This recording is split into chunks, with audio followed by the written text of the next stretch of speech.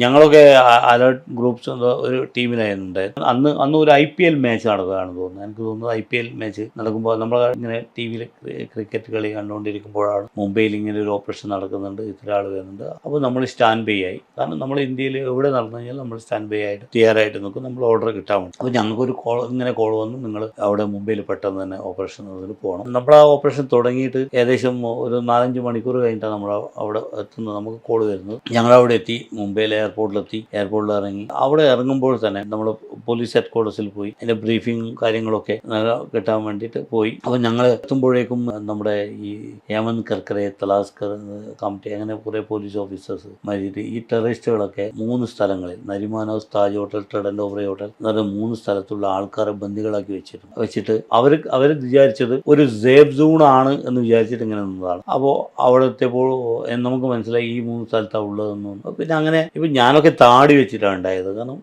നമ്മുടെ അന്ന് നോർമൽ ഏതൊരു കാര്യങ്ങൾക്കും ഒരു ഓപ്പറേഷൻ ചെയ്യാൻ വേണ്ടിയിട്ട് ഒരു സിവിലിയനായിട്ട് പോകണമെങ്കിലും ആ ഒരു കാര്യത്തിലൂടെ പോയിട്ട് ചെയ്യാൻ വേണ്ടിയിട്ടുള്ള ഡ്രസ്സും ആ ഒരു ഫേസ് കാര്യങ്ങളൊക്കെ ആയിരുന്നു. അപ്പോൾ നമ്മളെ ചിലപ്പോൾ ആൾക്കാർ കണ്ടിട്ട് പല ബോൾസും അവിടെ പോയിട്ടുണ്ട്, നമ്മളെ കണ്ട് ഫയർ ചെയ്താലും. അപ്പോൾ അതുകൊണ്ട് നമുക്ക് അതിൻ്റെ ക്ലിയറൻസ് കിട്ടുന്നത്. പിന്നെ അങ്ങനെ നമ്മൾ തീരുമാനിച്ചു നമുക്ക് പോവാം എന്ന് തീരുമാനിച്ചു. അപ്പോൾ അങ്ങനെ നമ്മുടെ കമാൻഡിങ് ഓഫീസർ നമ്മുടെ രീതിയിലുള്ള ഓപ്പറേഷൻസ്, അങ്ങനെ നരിമാൻ ഹൗസ്, താജ് ഹോട്ടൽ, അങ്ങനെ ട്രെഡൻ്റ് ഓബ്രേ ഹോട്ടൽ എന്ന് പറഞ്ഞാൽ ഡിപ്ലോയ്മെൻ്റ് ആയി.